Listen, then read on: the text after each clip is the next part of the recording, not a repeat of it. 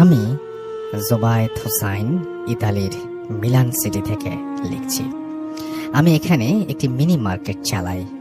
কর্মসুবাদে আমার মিনি মার্কেটটি যে অ্যাপার্টমেন্টে রয়েছে তার ওপরে লোকদের সাথে স্বাভাবিকভাবেই বেশ ভালো রিলেশন। আমি সরাসরি ঘটনায় চলে যাচ্ছি। আমাদের মিনি মার্কেটের ওপর তলায় আমার এক ক্লায়েন্ট রয়েছে, যিনি একটা অন্য দেশের নাগরিক, ইকুয়েডরের নাগরিক, এবং তার নাম জুলিও। এমনিতে ও রাতে জব করত জানতাম, তবে কোথায় কি জব করত অত বিস্তারিত জানতাম না। ওর ডিউটি ছিল খুবই দীর্ঘ, প্রতিদিন সন্ধ্যা 7টা থেকে কিংবা 8টায় যেত আর ফিরত পরের দিন দুপুর 12টায় কিংবা 1টায়। ও কাজে যাবার সময় আমার মিনি মার্কেট থেকে কোমল পানীয়, জুস কিংবা অন্য সফট ড্রিঙ্কস কিনে নিয়ে যেত। গত সপ্তাহে একদিন কাজ থেকে ফিরে জুস কিনে বাসায় ফেরার সময় ওর সাথে থাকা ব্যাগটি আমার ক্যাশের সামনে ভুল করে রেখে যায়। পরবর্তীতে আমি ব্যাগটি পেয়ে একপাশে রেখে দিই। আমি ভেবেছি হয়তো অন্য কেউ রেখে গেছে, পরে হয়তো নিতে আসবে। তবে ব্যাগটি পাশে রাখার সময় আমি ব্যাগটি একবার খুলে দেখি এর মধ্যে কি আছে, কোনো আইডেন্টিফিকেশন বা আইডেন্টিফাই করার মতো কোনো কিছু আছে কিনা, বা অবৈধ কিছু কেউ রেখে গেল কিনা। এসব ভেবে খুলে দেখি জামা কাপড় আর একটা তসবির মতো, ঠিক তসবি না, হিন্দুদের পৈতার মতো ক্রস চিহ্নের লোহার একটা বস্তু। আমি ভাবলাম হয়তো হবে কোনো খ্রিস্টান ধর্মের অনুসারী, হয়তো সে এগুলো দিয়ে তার ধর্মের চর্চা করে। ঠিক 2 দিন পর ওই ইকুয়েডরের লোকটি সকালে আমার দোকানে আসে কিছু কেনার জন্য। তখন আমার ক্যাশের পেছনে ব্যাগটি দেখতে পেয়ে বলে যে ব্যাগটি আমি এখান থেকে এখানে ফেলে গেছি, অথচ বাসায় খুঁজে অস্থির, গতকাল কাজেও যেতে পারিনি এর জন্য। আমি বললাম, ব্যাগ ছাড়া কাজে যেতে সমস্যা কি? আর আমি ব্যাগটি খুলে চেক করেছি যে কার বা কি কে রেখে গেছে। আমি তো দেখলাম জামা কাপড়, ক্রস টাইপের কিছু। ও তখন ব্যাগটা হাতে নিয়ে আমার সামনে আবার খুলে 2-3টা জিনিস বের করলো। ক্রস ছাড়াও আরো মালা ধাঁচের কিছু আছে, বলে যে এগুলো ছাড়া কাজে যাওয়া যায় না। আমি শুনে কিছুটা অবাক হলাম আর দুষ্টামি করে বললাম যে তুমি কি জাদু টোনা করো নাকি? ও হেসে বলল, না, জাদু টোনা করার সামর্থ্য আমার নেই। আমি যেই হাসপাতালে জব করি ওখানে রাতের ডিউটিতে সমস্যা হয়, তাই সেফটির জন্য এগুলো রাখি। আমি শুনে কিছুটা অবাক হলাম, আবার আগ্রহ বাড়ল শোনার।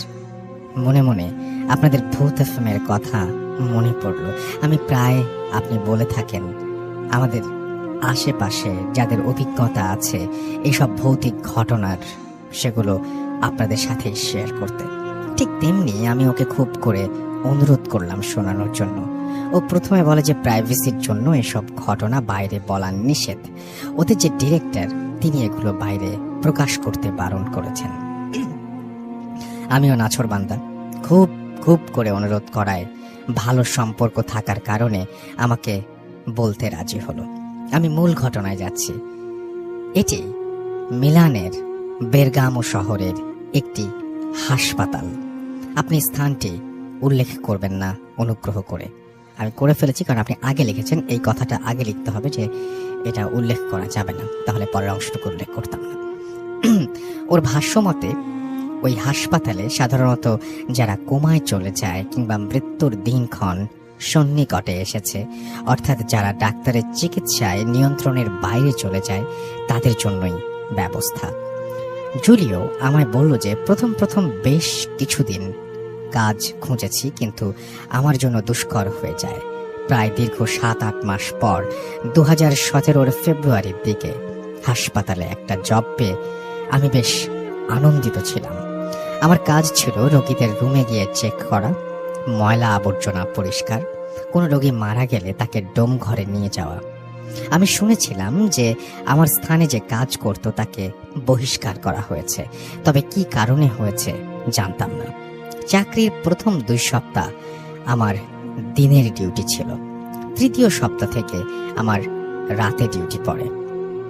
আমার এক কলিগ রাতে আমায় বলল যে রাত 1টার পর একটু সতর্ক থাকতে এবং এক কলিগ আরেক কলিগের নজরের আওতায় থাকতে। আমি শুনে ভাবলাম হয়তো কাজে কেউ ফাঁকি দেয় কিনা সেটা নিয়ন্ত্রণ করার জন্য এই ব্যবস্থা। আমি মনে মনে ভাবলাম আমার যে কাজ সে আমি কেউ দেখলেও করবে, আবার না দেখলেও করব। আর হাসপাতালে তো সিসি ক্যামেরা আছেই, তাই অনর্থক কোনো নজরের বিষয়টাকে আমি কেয়ার করলাম না। আমি রুম ক্লিন করে এগোচ্ছি। এমন সময় আমাদের ঝাড়ু বালতি যেখানে রাখি মনে হলো কালো জামা পরা একটা মানুষ ঢুকলো সেখানে।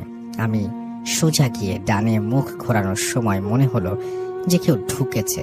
আমাদের স্টাফ সকলেই আকাশি রঙের পোশাক পরা। আমি ভাবলাম যে আবছা আলোতে রাতে আকাশি রঙের পোশাক আমার কাছে কালো লেগেছে, তাই অতটা চিন্তিত ছিলাম না। আমি বাকি কাজ করতে করতে ওই রুমে প্রবেশ করলাম। হয়তো আমার ধারণা ছিল আমার কোনো কলিগকে দেখতে পাবো। আমি দরজা খুলে লাইট সুইচ টিপলাম, কিন্তু আলো জ্বলে না। কিন্তু করিডোরের আলোতে কিছুটা দেখা যায় ভেতরে, অনুমান করার মতো আলো। আমি বালতিগুলো ভরে রাখতে আমার কাছে ভীষণ এক ঠান্ডা অনুভব হলো। আমি ভাবলাম হয়তো যে কোনো বাতাস প্রবেশ করলো, কিন্তু ঠান্ডায় আমার নাক মুখ কাঁপুনি দিয়ে আমার শরীরের অন্যরকম অনুভূতি যেটা বোঝাতে পারবো না। আমি কিছুক্ষণ স্থির হয়ে দাঁড়িয়েছিলাম আর ভাবছিলাম যে এটা স্বাভাবিক কোনো বাতাস না। আমার তখন স্পষ্ট মনে আছে যে আমার ঠিক পেছনে দরজা, যেখান দিয়ে করিডোরের আলো আসছিল, কিন্তু ফিল হচ্ছিল যেন রুমে কোনো দরজা নেই। আমি যেদিকেই ঘুরি হাত দিলে কেবল দেয়াল স্পর্শ লাগে, আর দরজা ঠিক আমার পেছনে। আমি প্রায় 4 দিকেই ঘুরছি, একই অবস্থা, দরজা ঠিক আমার পেছনে। আমি টেনশন আর ভয় মিলিয়ে বসে পড়লাম ফ্লোরে। এমন সময় আমার 2 জন কলিগ একসাথেই এসে রুমের দরজা খুলে লাইট জ্বালায়, আর আমাকে তারা নাকি ফ্লোরে বসে দুলতে দেখেছিল।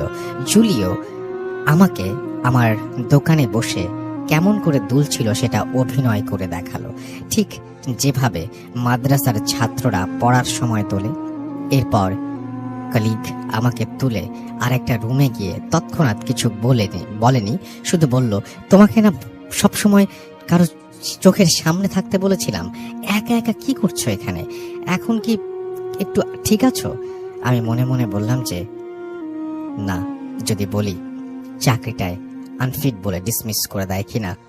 বললাম হ্যাঁ ঠিক আছে, গায়ে একটু জ্বর ভাব, তাই হয়তো পড়ে গেছি।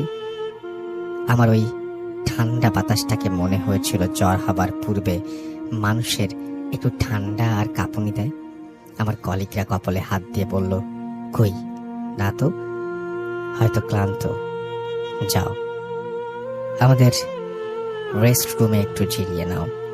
এরপর আমাকে 2 দিনের বিশ্রাম দেয়া হয়। তখন অবধি আমাকে কেউ জানায়নি যে ওখানে সমস্যা হয়।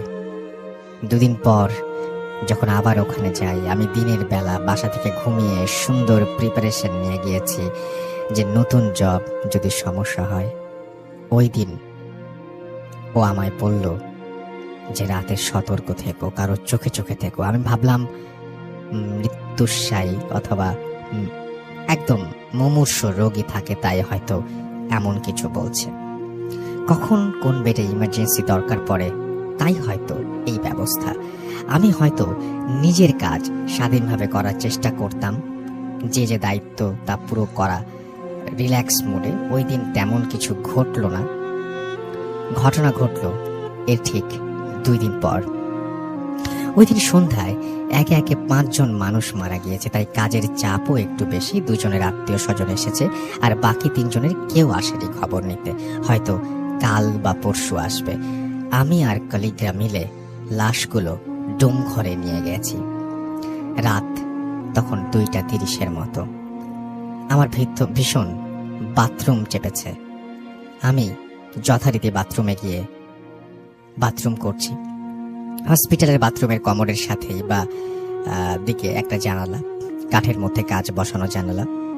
আমার কাছে একটু অস্বস্তিকর লাগছে, হয়তো ওই বাইরের দিকে চোখ পড়াতে।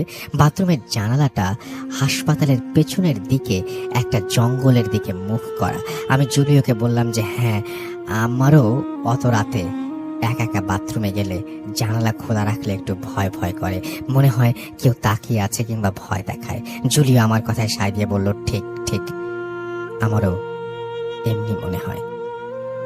এরপর জুলিও বলল, আমার জানালা হাত দিয়ে চেপে রেখেছি যেন না খুলে যায়, বাইরে হালকা বাতাস, তাই একটু টাইট করে বারবার খুলে যেতে চাচ্ছে। আর জানালা পুরোপুরি খোলার আগেই আমি আবার হাত দিয়ে চেপে ধরি।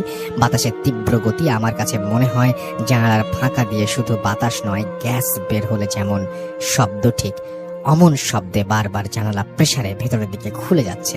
আমি নিজেকে একটু রিল্যাক্স ভাবে থাকার জন্য হালকা উঁচু হয়ে ছিটকিনিটা লাগিয়ে দিই। এমন সময় বাইরে কারো প্রেজেন্স আমি ফিল করি। জানালার কাঁচ ছিল কিছুটা ঘোলাটে, ট্রান্সপারেন্ট টাইপের। কারো মুখ এবং নাক কাচের সাথে লাগিয়ে রেখে থাপ্পড় দিচ্ছে জানালার কাছে, আর ভয়ঙ্কর স্বরে একটা চিৎকার। আমার কাছে মনে হলো যেন জানালার ছিটকিনি লাগানোতে ওই জিনিসটা খুব খুশি হয়নি, আমাকে ভয় দেখাতে পারছে না। আমি ওই জানালার জিনিসটার চিৎকার শুনে প্রচন্ড ভয়ে আমার কলিগদের ডাকার জন্য বা বাঁচাও বলে চিৎকার দেওয়ার জন্য চেষ্টা করছি, কিন্তু আমার কাছে মনে হচ্ছে যেন আমি বোবা, শুধু আর্তনাদ জনিত শব্দ বের হয় গলা দিয়ে, কিন্তু বোঝার মতো কোনো শব্দ বের হচ্ছে না। আমি ওই জিনিসটা কাচের সাথে মুখ চাপ দিয়ে রেখেছি এবং সরানোর জন্য আমি যেই না থাপ্পড় দিচ্ছে আর গোঙানির মতো চিৎকার করছে। আমি প্রচন্ড ঘেমে আধা টয়লেটরত অবস্থায় ওখান থেকে লাফ দিয়ে দূরে সরে যাই। আমি জানালার দিকে তাকিয়ে যখন দেখতে পেলাম ওটা বাম দিকে আস্তে আস্তে চিৎকার করতে করতে সরে পড়লো। আমার বাথরুমের দরজায় আমার কলিগরা আমায় ডাকছে আর বলছে যে আমি কি ভেতরে, আমি কি ঠিক আছি। আমি নিজেকে পরিষ্কার করে চোখ মুখে পানি দিয়ে বের হলাম, আর বাইরে এসে তাদের কথা শুনছি যে 5-6 মিনিট ধরে আমি ভেতরে অদ্ভুত শব্দ করছি, তারা আমাকে ডাকছে, কিন্তু আমি কোনো উত্তর না দিয়ে কেবলই শব্দ করে যাচ্ছি। এরপর আমাকে সবাই অফিসিয়াল ডেস্কে নিয়ে গিয়ে কিছু খেতে দেয়, আর ডিরেক্টর এসে ক্রস চিহ্নের ওই জিনিসটার কথা বলে যেটা আমার ব্যাগে আমি দেখেছিলাম। জুলিও আরও বলল যে ওদের হসপিটালের স্টাফরা রাতে অন ডিউটির সময় জামার সাথে বেল্ট টাইপের যেটা আছে সেটির সাথে গেঁথে রাখতো। আমাদের রুল দেয়া আছে যে কোনো নার্স কিংবা ডাক্তার যদি কোনো কমান্ড দেয়, বিশেষ করে রাতের বেলায়, তাদের সাথে ক্রস থাকতে হবে কিংবা তাসবির মতো থাকতে হবে, আবার হলি ওয়াটার থাকতে হবে, ওদের প্রচলিত পবিত্র পানি যেটি, এবং সেটি ছিটানো রোজকার দৃশ্য। এখন থেকে ওখানে জোড়ায় জোড়ায় কাজ করতে হয়, এমনকি বাথরুমে গেলে দরজা হালকা খুলে রেখে তার গেইটে তার কলিগদের দাঁড়িয়ে থাকবে। এভাবেই চলছে। বেশ কয়েকবার এই নিয়ে লেখালেখি হয়েছে। আমাদের পুরাতন হাসপাতালটি বন্ধ ঘোষণা করে নতুন একটি খুলেছে, কিন্তু এখানেও সেই একই সমস্যা। 3 সপ্তাহ আগের ঘটনা, আমাদের এক স্টাফ হঠাৎ রাতে এক কোমায় থাকা রোগীকে বিছানা থেকে টেনে হিঁচড়ে নামিয়ে তিনি বিছানায় গিয়ে ঠিক কোমার রোগীটির মতো আচরণ করতে লাগলো। টিভির ফুটেজে দেখে পরে তৎক্ষণাৎ তাকে উদ্ধার করা হয়। এই অবস্থার মধ্যে দিয়ে যাচ্ছে। জুলিও আরো বলল আরো ঘটনা আছে, সময় করে আর এক সময় বলবে। এই ছিল ঘটনা, হয়তো সাজিয়ে লিখতে পারেননি। যাই হোক, ঘটনাটি আপনি লিখেছেন সেজন্য আপনাকে অসংখ্য অসংখ্য অসংখ্য ধন্যবাদ, এবং আশা করছি যে যারা শুনেছেন তাদের কাছেও ভালো লেগেছে। যদি ভালো লেগে থাকে